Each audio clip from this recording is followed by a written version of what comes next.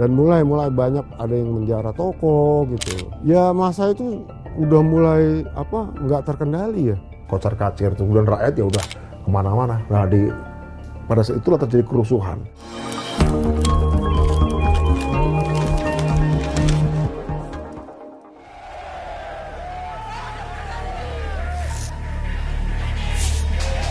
Makanya jangan menjadi rancu, makanya selalu saya berikan pendidikan politik rakyat kepada warga PDI dan kemungkinan besar kepada siapapun yang ingin mendengarkan.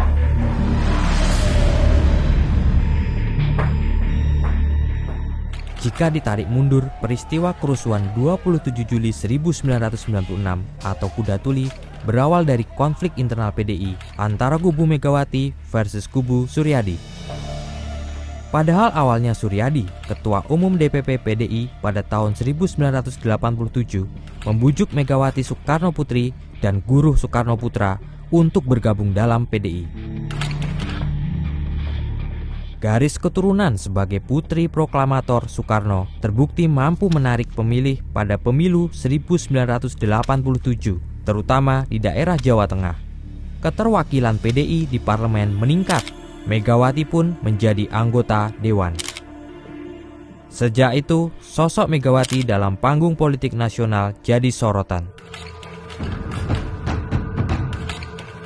Pada Kongres PDI di Medan, Juni 1993, Suryadi gagal terpilih kembali sebagai ketua umum karena dituding bertanggung jawab atas penculikan kader partai.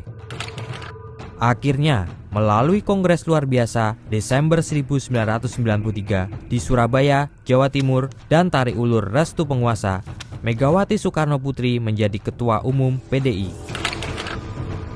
Menguatnya terah Soekarno dalam panggung politik praktis membuat penguasa gusar.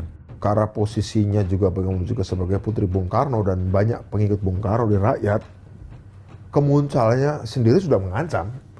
Gak usah kritik-kritik tajam, ya. Bu Mega muncul sendiri sudah mengancam begitu ya. Karena bagi Orde Baru sosok Soekarno itu masih jadi momok, ya. Sehingga ada yang berbau Soekarno, apalagi putrinya dan putrinya berpolitik masuk ke dalam sistem lagi, artinya seperti tamu tadi undang gitu loh.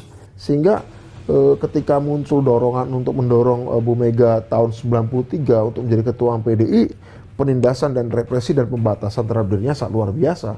Saya pada akhirnya pemerintah nggak bisa lagi menolak karena memang ada gerakan luar biasa arus bawah tahun 93 waktu Kongres Luar Biasa PDI di Surabaya untuk menjadikannya sebagai ketua umum. Pemerintah terpaksa menerima, tapi itu pun nggak bisa lama-lama, cukup 3 tahun saja. Tahun 96 kan kemudian digulingkan lagi.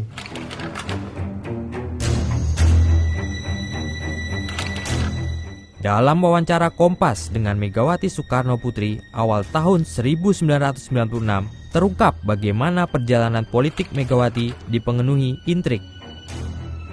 Megawati mengungkapkan sesaat setelah dirinya terpilih sudah lahir apa yang disebut DPP PDI Reshuffle yang dimotori Yusuf Maruk. Belum selesai persoalan tersebut, tuduhan partainya disusupi orang-orang tidak bersih lingkungan atau terlibat PKI segera meruyak. Bahkan suaminya, Taufik Kemas, yang juga mantan ketua GMNI Palembang, tidak luput dari tuduhan itu. Sejak April 1996, Kompas telah mencatat pimpinan PDI dalam kondisi siaga akibat adanya wacana Kongres Luar Biasa KLB di luar agenda DPP PDI resmi untuk menggulingkan kepemimpinan Ketua Umum DPP PDI Megawati Soekarno Putri. Apalagi setelah diketahui oknum-oknum aparat pemerintah daerah malah mendorong-dorong DPC PDI beberapa daerah untuk ikut dalam KLB ini. Pemerintah dianggap mengobok-obok internal partai.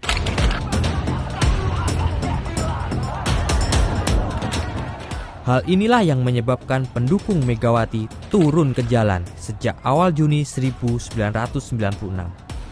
Tak hanya di Jakarta, tetapi juga di beberapa kota seluruh Indonesia. Mereka menolak Kongres Luar Biasa dan mengkritik pemerintah yang ikut campur masalah internal partai. Aksi ini didukung oleh beragam organisasi yang mengambil sikap oposisi terhadap pemerintahan Soeharto. Tuntutannya lebih luas, yaitu reformasi pemerintahan. Aksi gabungan ini menjadi bentuk gerakan arus bawah melawan rezim Orde Baru yang dikenal represif. Orde Baru bagi kami adalah sebuah sistem yang canggih dalam pengertian sistemnya untuk melakukan pengawasan, melakukan teror, melakukan represi, itu begitu sistematis. Akarnya kan pada kekuasaan politik yang tidak memungkinkan terjadinya pergantian kekuasaan secara konstitusional. Soeharto akan dipilih terus-menerus, Golkar akan menang terus-menerus dengan cara yang tidak fair, sehingga dua partai yang lain seperti PDI dan P3 ya hanya sekedar pelengkap penderita saja. Sebelum pemilu kita sudah tahu siapa yang akan menang partainya. Sebelum sidang umum MPR kita sudah tahu siapa yang akan jadi presidennya. Jadi percuma saja pemilu.